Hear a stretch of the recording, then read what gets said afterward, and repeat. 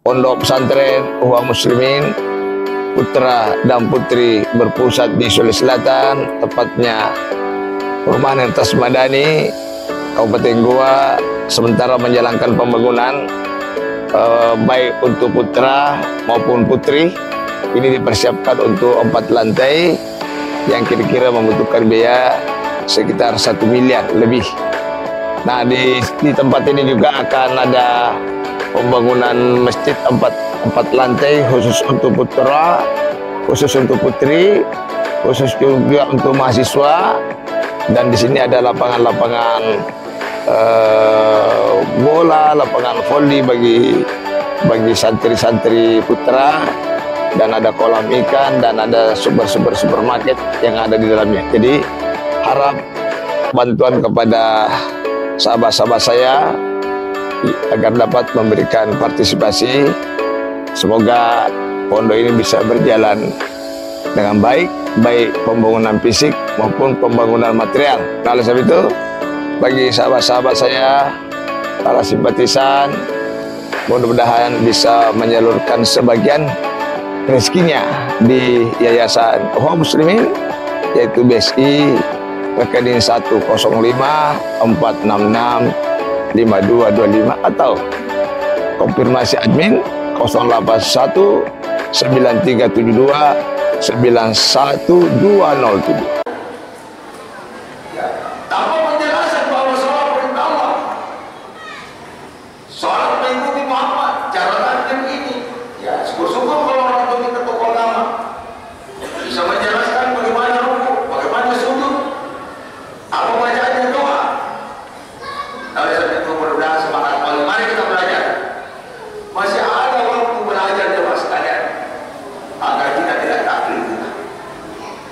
Mulai dari kita sampai tahiyat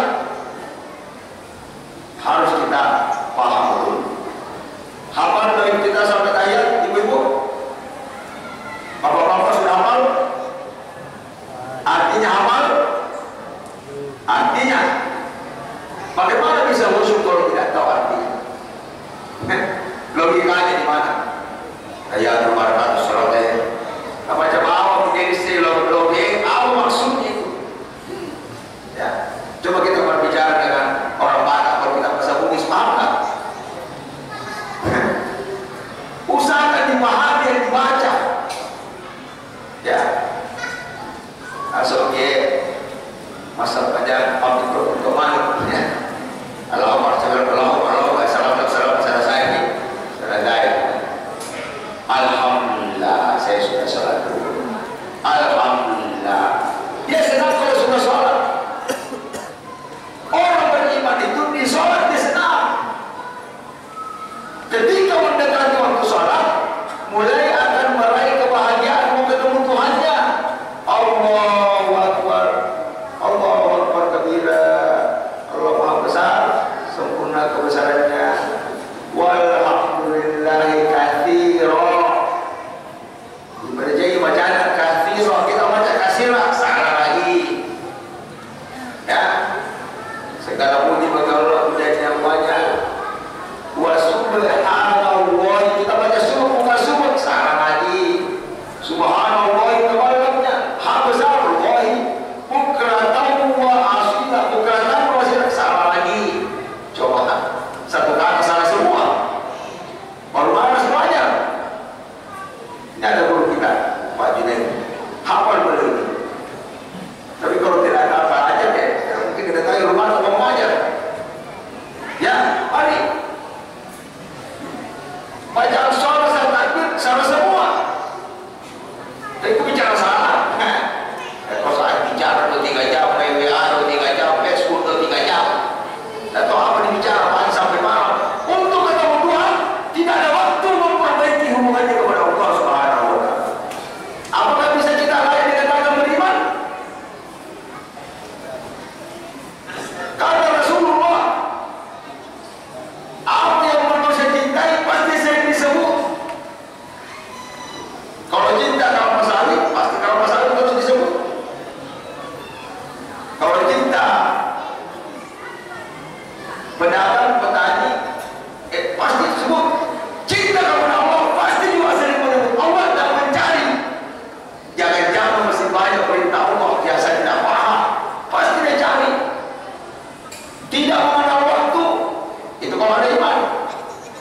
ditinggalkan pekerjaannya, ditinggalkan derajat tinggi demi untuk mencari Tuhannya. Dia tahu kekurangannya. Aduh, saya kurang ilmu tadi, tidak tahu ini artinya sholat. Kalau dana di kampung, saya cari kampung lain. Begitulah manusia-manusia dahulu yang diberi hidayah. Jual sawah pergi cari ilmu. Ya. Tapi orang tidak diberi hidayah. Sekalipun malaikat datang mau mengajar, dia tidak peduli karena tidak punya waktu. Dia disibukkan oleh pekerjaannya, dia memiliki sendiri. Dia ngatur waktunya, dia ngatur itu apa yang dia senangi. Inilah ciri manusia-manusia bahlul yang mau mengatur dirinya sendiri dan tidak mau diatur oleh Allah SWT. Bisa paham? Bisa yakin? Ya, saya tunggu baiknya. Saya tunggu beri jawaban di sini. Jemaah yang salah masuk pada itu lagi kita gambarkan. Tentang masalah Allah. Kalau kita memahami masalah Allah, kita tidak ada kekuatan. La haula wala quwwata illa billah. Tidak ada ya Allah. Tidak kau menaik kesimpulan. Tidak ada saya punya diri ya Allah. Ilmu yang ada pada aku adalah titipan dari Engkau. Asbab saya pernah belajar karena perintahmu juga. Karena perintah Nabi-Mu utlubul ilm. Bagi yang Sumatera beliau berarti saya enggak hanya menuntut. Saya di zaman beliau tidak mungkin semua menuntut. Mungkin ada seangkatannya tidak mau. Begitu pun Muhammad, begitu pun para Nabi berproses hidupnya. Dan nanti dikatakan sukses ketika dia mati. Tidak ada kesuksesan di dunia kepada manusia yang masih hidup. Nanti mati baru dikatakan sukses ketika kita melihat jejak rekamnya dia mati dalam posisi apa. Hamka mati dalam posisi dakwah. Pak Nasir mati dalam posisi gerakan dakwah. Para alim ulama, sahabat Rasulullah sendiri. Adakah jaminan kita ini akan mati dalam posisi kebaikan? Wala tamutunna illa wa antum. Jangan kau mati kata Allah sebelum kau tunduk betul kerja keras dalam mengurus agama. Tapi orang yang cinta dunia dan tidak beriman, hubbud dunya wa karahiyatul maut. Cinta kepada dunia dan takut. Ada mau mati nggak malam ini? Angkat tangan. Siapa mau mati malam ini? Ada sana yang orang tua. Dia pakai si nomor tingkat, nomor tanda. Dia kurang-kurang. Anu pakai si pulang. Banyak. Takut sekali mati. Dan kita tidak punya kekuatan menahan ajal. Tidak punya. Kita SK ajal sudah ada di Lauhul Mahfuz. Aminah mati Selasa jam sekian. Aisyah mati Rabu jam sekian. Akhir mati hari Kamis dan tidak ada yang bisa menahan. Beda urusan dunia. Yang SK sudah turun, kita bisa lobby untuk memperpanjang. Jadi hati-hati. Jadi manusia itu makin hari makin pertama berkurang umurnya. Manusia pergi hari makin berkurang umurnya. Ya. Kalau saya bapak-bapak saat depan ini,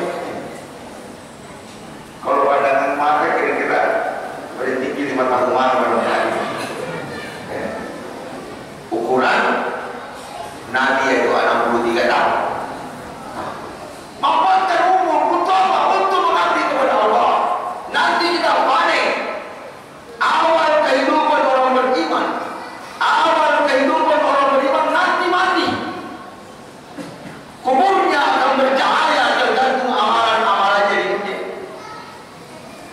Dia bisa memberi syafaat anak keturunannya ketika dia menghafal Quran.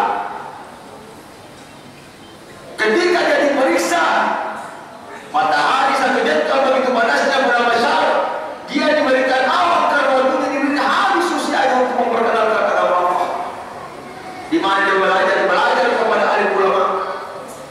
orang lain mengajar kepada siapa yang diajar akan menjadi jari ilmu dan amalnya.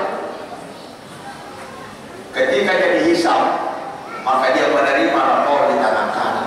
Ayo, hidupnya biasa-biasa saja kan. Mau kepala dinas, mau direktur utama, biasa-biasa saja.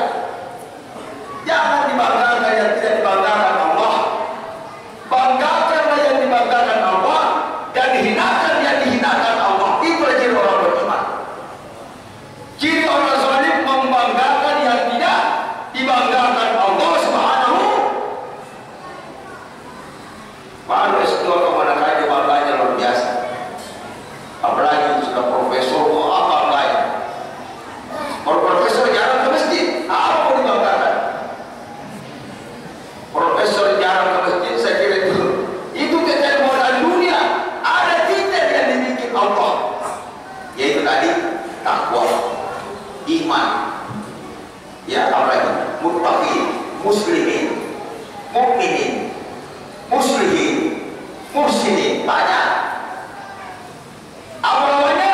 Munafikin, musyrikin, kafirin. Tiga ini bisa berubah setiap detik. Bisa kita beriman pada sore, musyrik pada malam, pagi fasik lagi, munafik siang lagi. Mari kita harus nasihat pada sehati. Fungsikan rumah Allah ini adalah rumah majelis taklim, bukan cuma sholat. Tiap hari kalau perlu dakwah, simpan kitab hadis di sini kalau perlu. Baca satu dua hadis. Setiap sudah sholat dan dia membaca, itu salah satu strategi. Jangan lihat dia membacanya, dan hargai hadis agar supaya ada konsumsi masuk di otak, yaitu makanan rohani, yaitu Al-Quran. Di mana mereka itu beriman? Kalau dengan ceramah cuma satu kali, satu minggu 15 menit, satu kali setahun Idul Fitri, satu kali setahun Maulid, 1 jam, banding ribuan jam. Saya kira tidak logis. Mari, mudah-mudahan dengan hikmah Maulid ini seluruh masyarakat terlibat dalam membaca Quran dan hadis minimal 1 jam setiap hari. Ibu sudah punya hadis semua? Quran ada? Quran terjemahan? Beri terjemahan, kecuali bisa tahu artinya tidak apa-apa, atau kecuali kalau orang Arab, kecuali Quran bahasa Bugis ya tidak apa-apa. Ini bahasa Arab, beri terjemahan. Oh ya, kalau nak tahu untuk apa sama dia bisa bertobat, bagaimana menambah iman? Baca terjemahan. Itu propaganda barat dahulu, dorong terus. Ya, jangan perhatikan Quran, kau bukan ahlinya.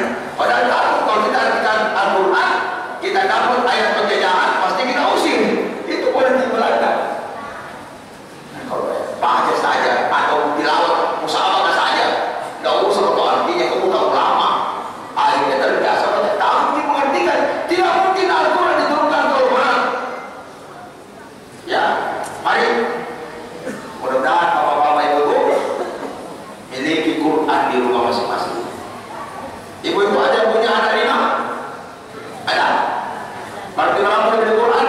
5 Quran. Tambah bapak ibunya 2, berarti 7. Kalau ada kemenangan tantanya tinggal, berapa isi rumah 10? Beli 10.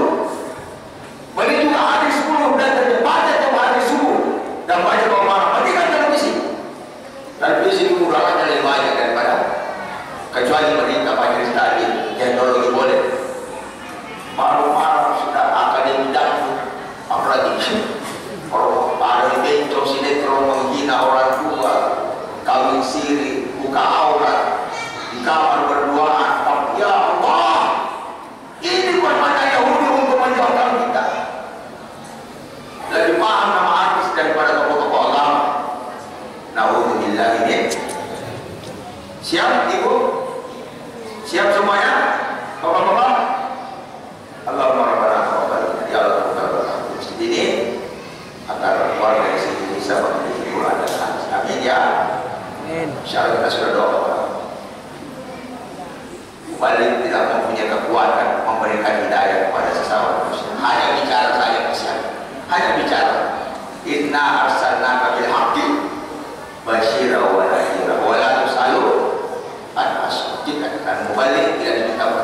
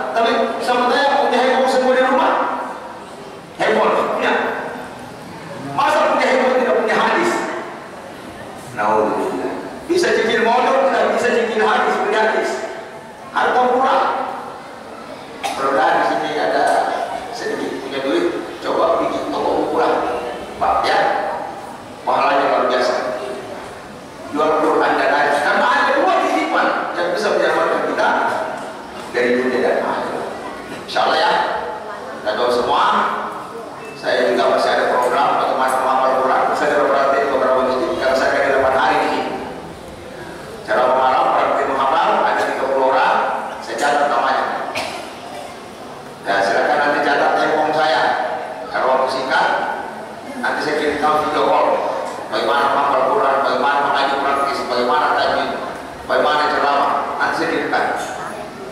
Atau buka channel saya di Tiguan ada juga. Dr. Kia Haji Hasan Basri. Catat 0813 420 86860. Kita bisa dakwah melalui video call. Kita bisa dakwah. Karena belum tentu saya jalan kampung ini sampai saya mati. Tentu tapi kita memanfaatkan juga media untuk melakukan dakwah. Kalau kelompok usaha juga bikin strategi untuk menjadi bandar internasional, kita juga bikin bandar internasional untuk menyebarkan Al-Quran dan hadis Rasulullah SAW. Dan itu ciri pengikut Muhammad, terlibat mempelajari Quran dan mengajarkannya. Sebaik-baik manusia mempelajari Quran dan berarti seluruh manusia tidak terlibat mempelajari Quran dan itu saja kuncinya. Yang bilang baik kita siapa? Mungkin hanya kita sendiri dan keluarga kita. Bagaimana dengan Allah? Jemaah yang salah masuk akal. Ya, setelah dicatat ini nanti saya betul kalau perlu pasang di rumah Quran hadis, rumah Quran hadis. Mudah-mudahan terpengaruh kita membacanya. Tadi malam ada nanya Ustaz Basir, saya tahu. Saya tes menghafal dalam jangka 3 menit dihafal 5 ayat. Ada metodenya. Kalau anak-anak kita ini sudah mulai menghafal dari kecil, insya Allah akan terbentuk. Karena Quran ini kalau masuk di dalam rongga dada, pembuluh darah, itu sudah jelek melihat keburukan, sudah jelek dan terpengaruh dengan kebaikan. Allah Subhanahu wa Ta'ala. Saya sambung lagi masih tentang bagaimana di dalam surah An-Nisa ayat 65. A'udzu billahi minasyaitonir rajim. Bismillahirrahmanirrahim. Fala wa rabbika la yu'minuna hatta yuhaqqimuka bima syajara bainahum. Tidak dikatakan beriman manusia itu sebelum dia berhukum kepada hukum Allah Subhanahu wa Ta'ala. Hatta yuhaqqimuka bima syajara bainahum. Berhukum kepada Rasulullah. Tentunya Rasulullah membawakan hukum Allah Subhanahu wa Ta'ala. Tsumma la yajidu fi anfusihim harajan mimma qadaita wa yusallimu taslima. Dia ikhlas, dia rida menerima hukum-hukuman itu, dia rida dalam ketentuan Allah. Sedangkan di Aceh sudah ada mahkamah syariah, bahkan wanita-wanita yang menutup aurat yang cuma kecil sekali kepalanya pakai lepais ketat, langsung diganti sini oleh kepolisian dan diganti sarung kalau nggak salah. Luar biasa yang ya. Kalau saya tidak salah juga mahkamah syariah memutuskan penjudi dengan hukum cambuk. Ya itu kan masyarakat di sana menginginkan, ya saya kira undang-undang juga membenarkan. Tapi kalau masyarakat tidak ingin, ya saya kira susah. Jemaah saudara masuk akal. Jadi iman itu tidak semudah diucapkan. Bahkan di ayat yang lain, ya Rasul, hamba Hazaman ini bagaimana tidak? Dia belum beriman, dia baru Islam, dia baru sholat, tapi iman belum masuk ke dalam dadanya. Mudah-mudahan dengan pentingnya membaca Quran dorongan iman. Ibu-ibu semua membeli Quran besok. Kalau perlu pergi ke kamar cari Quran, pergi kemana cari hadis. Bapak-bapak juga mulai usaha miliki Quran. Masa besar rumahnya punya Quran dan hadis. Kalau saya tanya, punya peralatan kue nggak di rumah ibu? Kulkas ada nggak? Ada semua, harganya begitu berapa? 3 juta. Beri 3 juta, hadis 200.000 nggak bisa. Mari, karena Islam tidak mungkin kita pahami lewat taklim, sangat sedikit kok. Kecuali kita tinggal negara Timur Tengah, yang mana masyarakat kalau berbicara kalau Rasulullah SAW. Saya kembali kepada persoalan tema tentang takwa. Tadi saya sudah bahas tentang iman. Begitulah gambaran iman dari dalam. Tidak Tidak mungkin kita ke masjid kalau bukan dorongan iman.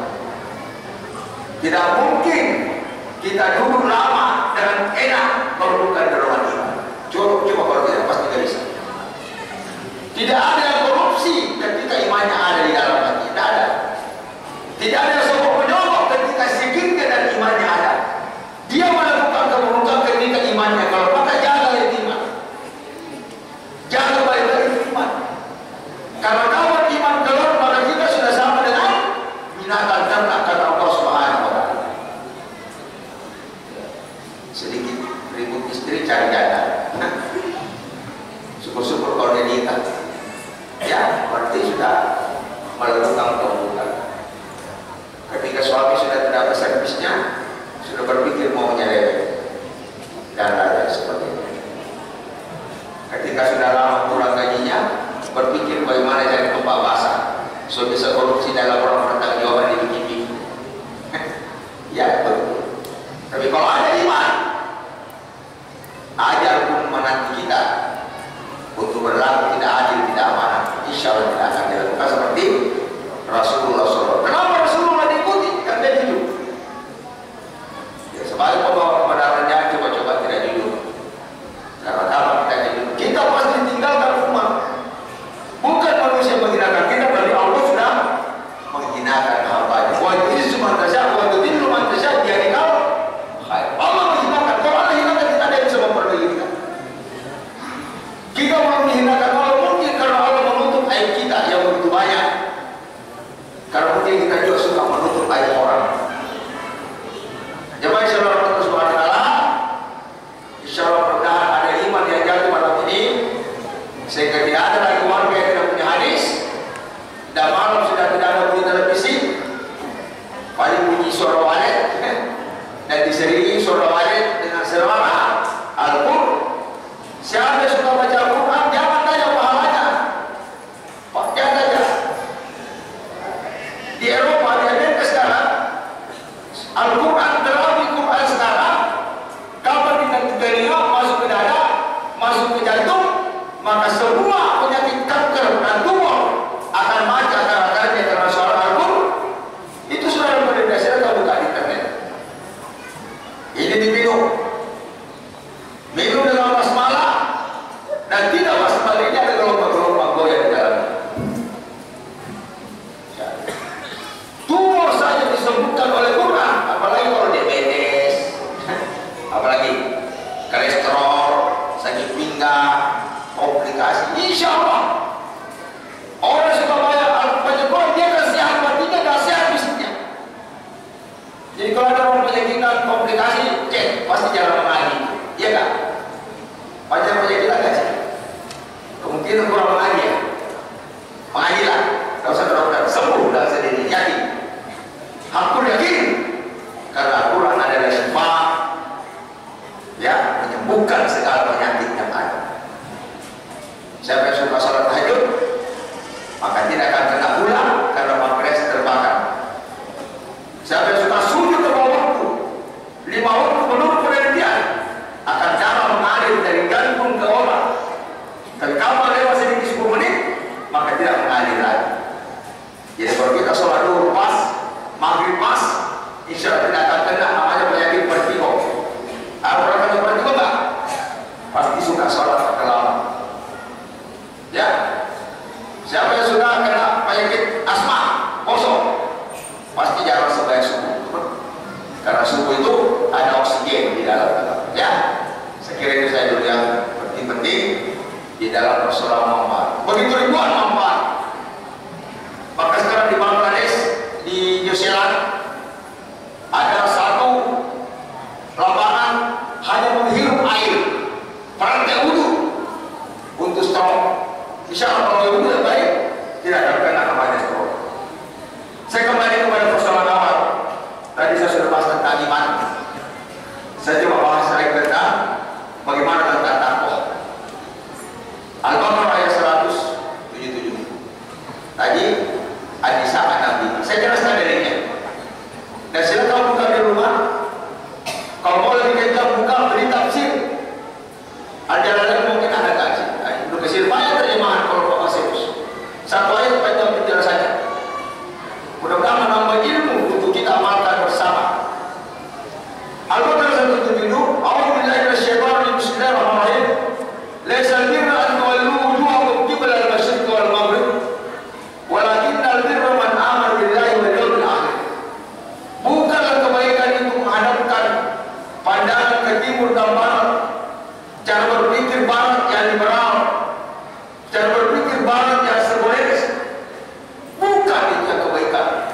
dan menghadap ke timur. Walakinnal birr, apa kebaikan itu? Yaitu man amana billah, beriman kepada Allah. Jadi jangan cari ilmu kemana-mana, kepada Al-Quran. Man amana billah wal yawmil akhir, beriman kepada hari akhir. Bagaimana ciri orang yang beriman akhirat? Minimal 5 waktu pasti datang ke masjid. Jadi orang yang datang ke masjid laki-laki yang sudah dewasa, berarti dia belum masuk imannya ke akhirat. Yang lucu lagi, acara maulid jumlah 300 orang, ceramah sebelum maulid ditutup, makan, setelah makan asar zuhur, yang tinggal 15 orang. Ini baru bicara tentang Rasulullah. Dan tahu kemana yang 200 orang? Saya coba bicara penelitian bagaimana kalau kita politisi sedikit. Kita selesai ceramah sampai dulu supaya terpancing sholat, ya kan? Banyak pula ustaz, banyak pula katanya kalau sampai dulu. Ini baru bicara tentang, dan itulah kalau iman tidak ada. Itulah kalau hanya dijadikan budaya acara-acara begitu, bukan betul-betul rindu ingin ketemu Tuhan. Ya Allah, saya mendengarkan kalimat-Mu. Kalau ada yang saya pahami, saya akan amalkan. Kalau ada yang sudah makan, saya akan perkuat. Kalau ada yang salah, saya akan perbaiki. Diperbaikinya. Kalau ada saya salah, saya perbaiki. Jadi jika orang beriman kepada akhirat, pasti terlibat di bawah di masjid.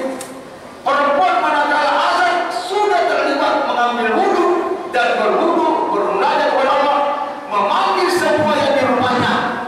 Anaknya dipanggil, jangan ada yang tidur dulu, karena kalau tidur berarti iman kita dilakukan di sisi Allah Subhanahu wa Ta'ala, berarti kita lebih mencintai luar Allah daripada Allah, lebih mencintai tidur daripada Allah, lebih mencintai nafsunya daripada Allah.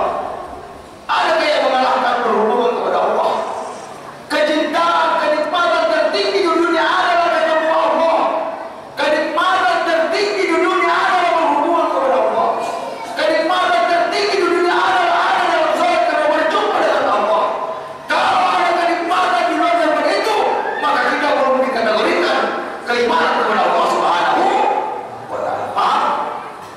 Siap amal semua? Siap? Kenapa sholat kecil? Siap?